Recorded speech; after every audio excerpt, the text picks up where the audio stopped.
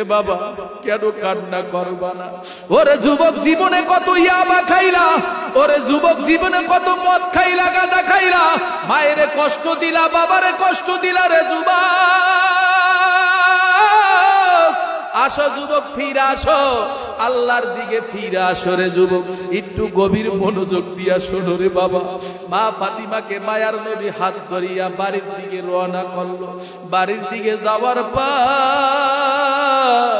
মায়ার নবী খাদিজারে ডাক দেয়া বলে, খাদিজা তোমার কান্না আমার আর সহ্য হয় না। ওরে খাদিজা, এই মক্কার জমিনে সমস্ত বেঈমানেরা আমারে কত মারছে রে। ও আমার প্রাণের স্ত্রী, তুমি কিন্তু আমারে আড়াল দিয়া রাখছো, তোমার কান্না দেখলে আমার আর সহ্য হয় না। ওরে বাবা, মায়ার নবীও কান্না করে, খাদিজাও কান্না করে, আরে ফাতিমা রাদিয়াল্লাহু তাআলাও কান্না করে। হযরত খাদিজা রাদিয়াল্লাহু তাআলা মায়ার নবীর গলাটা ধইরা বলে, প্রাণের স্বামী গো, আমি খাদিজা মনে হয় বাঁচবো না, আমার জন্য দোয়া কইরে। আর আপনার কাছে আমি তিনটা কথা আমানত রাইখা যাইতেছি। বলে তিনটা কথা কি? বলে ওরে আমার প্রাণের স্বামী গো, আমি খাদিজা যদি মারা যাই,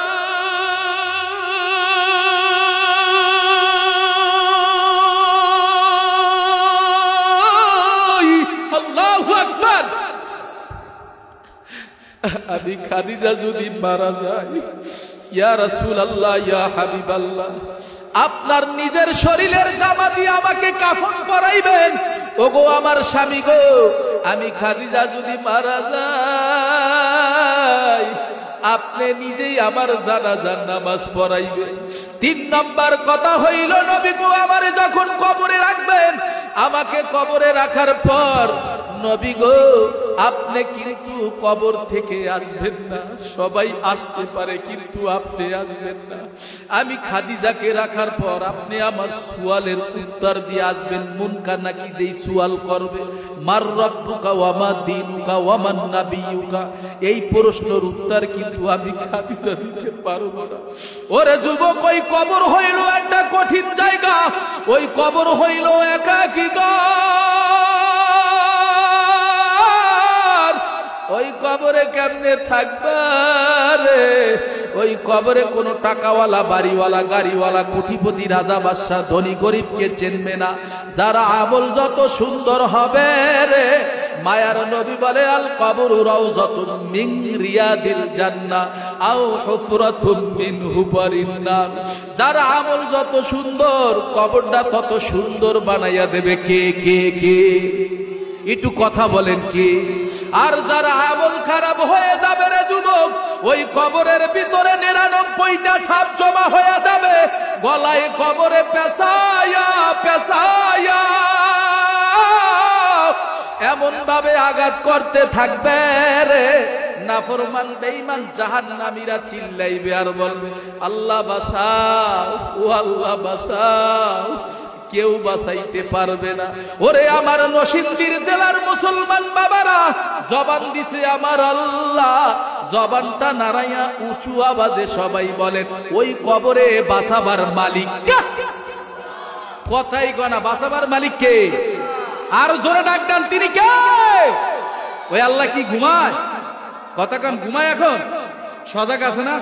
কে কে আসছেন সেই আল্লাহ জানে তো। কে কে রাস্তাঘাটে এখনো দাঁড়ায় আছে, রাস্তাঘাট, দোকান পাড়ে, ঘরের ভিতরে ঘুমায়, আল্লাহর খবর নাই?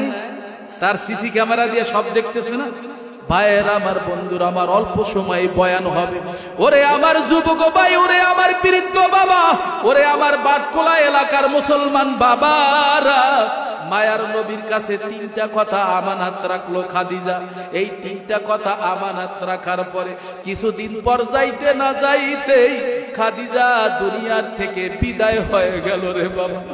মায়ার নবী খাদিজার এই 3টা কথা পালন করার জন্য 1 নম্বরে মায়ার নবী কি করলেন? খাদিজাকে আহারে গোসল দেওয়ার পরে তার নিজের জুব্বা দিয়া তারে কাফন পরাইলেন। কাফন পরাবার পর খাদিজাকে মায়ার নবী নিজের হাতে করিয়া ঈদগাহে নিয়ে গেল জানাজা নামাজ পড়ার জন্য। মায়ার নবীর দ্বিতীয় ওয়াদা ছিল মায়ার নবী তার জানাজা নিজেই পড়াইবে। মায়ার নবীর খাদিজার লাশখানা সামনে রাইখা রে যুবক, মায়ার নবী ইমামতি করার জন্য সামনে দাঁড়াইয়া গেল। মায়ার নবী নামাজ সমাপ্ত করিয়া খাদিজারে কান্দে করিয়া কবরের দেশে নিয়ে গেল।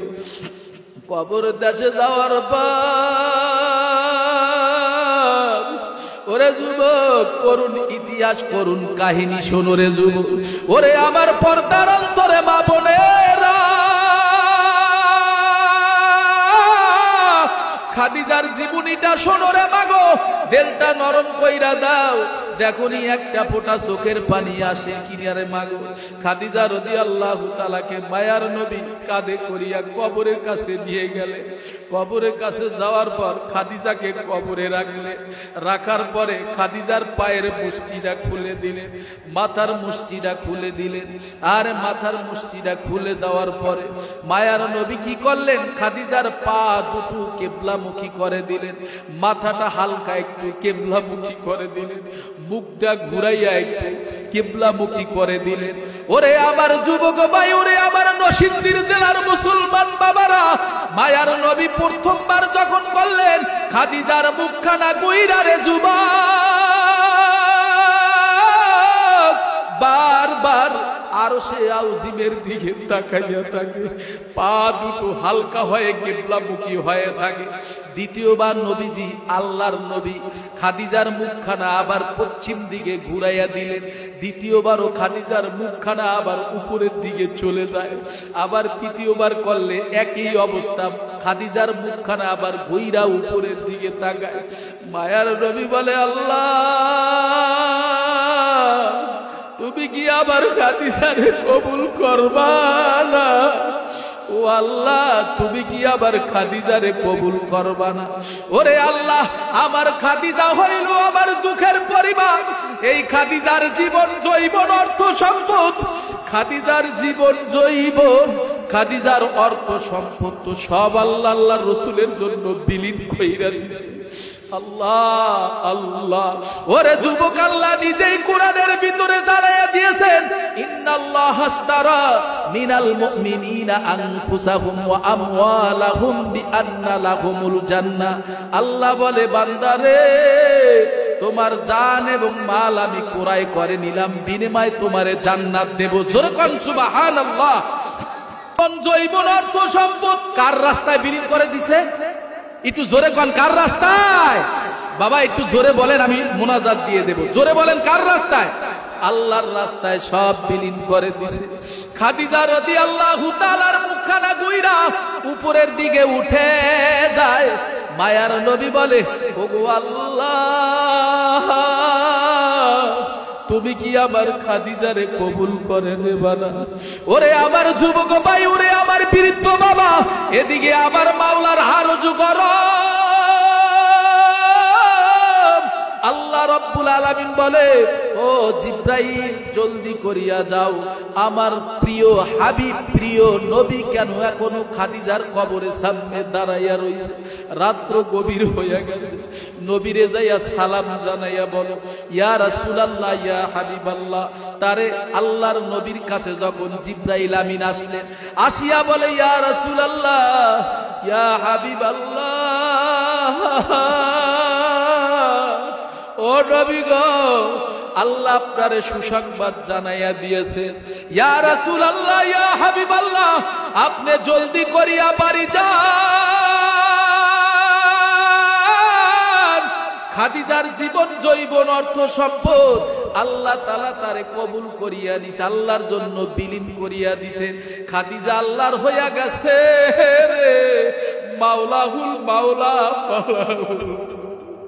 ওরে যুবক, যে আল্লাহর হইতে পারবা আল্লাহ তার হইয়া যাবে। ও জিবরাইল আমিন বলে, নবী গো, খাদিজা তো আল্লাহর হয়ে গেছে, আল্লাহ খাদিজারও হয়ে গেছে। ইয়া রাসূলুল্লাহ ইয়া হাবিবাল্লাহ, খাদিজার সুয়ালের জবাব স্বয়ং আল্লাহ রাব্বুল আলামিন নিজে দিয়া দিছে। একটু জোরে বলা যাবে আল্লাহু আকবার। ওরে আমার যুবক ভাই, ওরে আমার বৃদ্ধ বাবা, ও আমার পর্দার অন্তরে মা বোনেরা, খাদিজার জীবনীটা শোনো রে মাগো। এই খাদিজা ইন্তেকাল করার পরে মায়ার নবী মাঝে মধ্যে জান্নাতুল বাকিতে খাদিজারে রাখা হয়। জান্নাতুল বাকির কিনারে যাইয়া মায়ার নবী মাঝে মধ্যে আহারে ধ্যানে মগ্ন হইয়া থাকতেন আর খাদিজার জন্য দোয়া করতেন। একদিন আম্মা জান আয়েশা সিদ্দিকা রাদিয়াল্লাহু তাআলা আনহার একই বিছানায় শোয়া মায়ার নবী, মায়ার নবী কি করলেন? মায়ার নবী তার বিছানা থেকে রাত্র গভীর হয়ে গেছে, মায়ার নবী হেঁটে হেঁটে পা পা করে জান্নাতুল বাকির কিনারে চলে গেল। যাইয়া মায়ার নবী দোয়া করে খাদিজার জন্য। আম্মা জান মায়ার নবীকে না দেখিয়া আম্মা জান আয়েশা সিদ্দিকা রাদিয়াল্লাহু তাআলা আনহা কি করলেন? ঘর থেকে বের হইয়া জান্নাতুল বাকির কাছে দৌড় দিলেন। যাইতে যাইতে আম্মা জান আয়েশা সিদ্দিকা রাদিয়াল্লাহু তাআলা